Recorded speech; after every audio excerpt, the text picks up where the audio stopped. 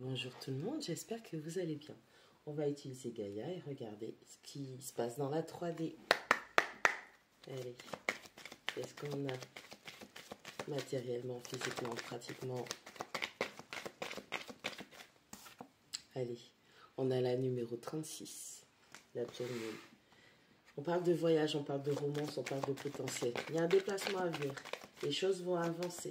On est en train de vous dire que vous allez peut-être vous déplacer vers une personne avec qui il y a un grand potentiel au niveau de la romance, ou cette personne va se déplacer vers vous. On va vous mettre dans des situations où ce sera pratiquement l'expression, la mise en lumière de ce qui pourrait être des potentiels de croissance pour vous, hein, et par rapport au parcours que vous avez à franchir pour pouvoir concrétiser cela.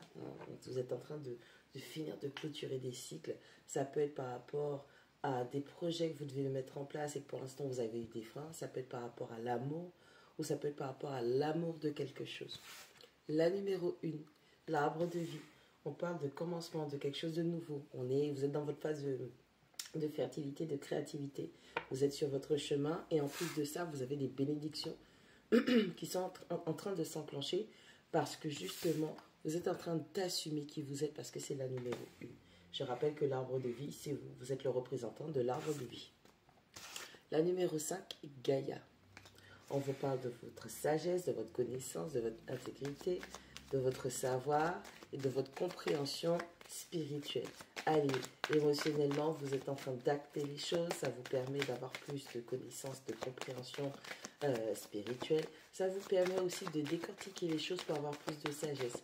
Vous allez devoir faire attention dans le sens où peut-être pas faire attention, c'est pas une alerte. Vous allez devoir porter votre attention sur comment les choses sont en train de se dérouler actuellement pour pouvoir voir là où ça vous mène.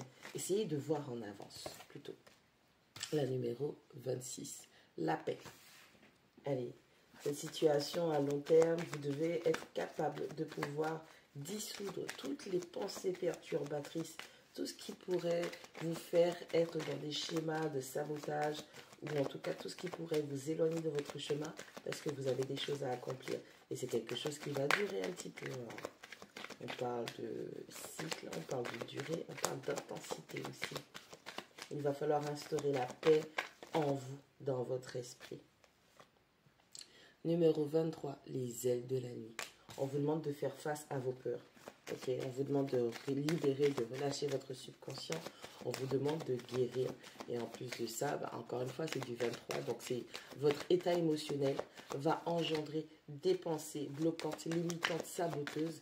Et si vous ne travaillez pas sur ça, vous allez mettre en péril vos projets, votre propre potentiel, votre propre avancée ou croissance. La numéro 24, l'amour éternel. On vous parle de votre joie, de votre harmonie, de votre concrétisation personnelle. Vous êtes en train de manifester de l'amour pour vous. Vous êtes en train de mettre ça en exergue, c'est mis en lumière.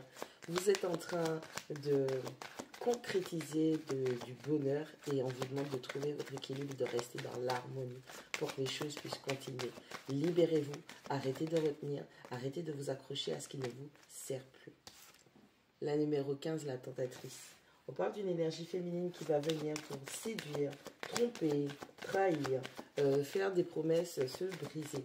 Attention aux engagements que vous allez prendre vis-à-vis de vous-même. Et si toutefois, il y a des engagements qui sont pris par rapport à l'aspect sentimental de votre vie, faites attention à ces énergies féminines qui pourraient rôder autour de vous ou du partenaire potentiel pour pouvoir faire de façon à ce que les liens, les promesses ou ce que vous vous dites que ça ne tienne pas.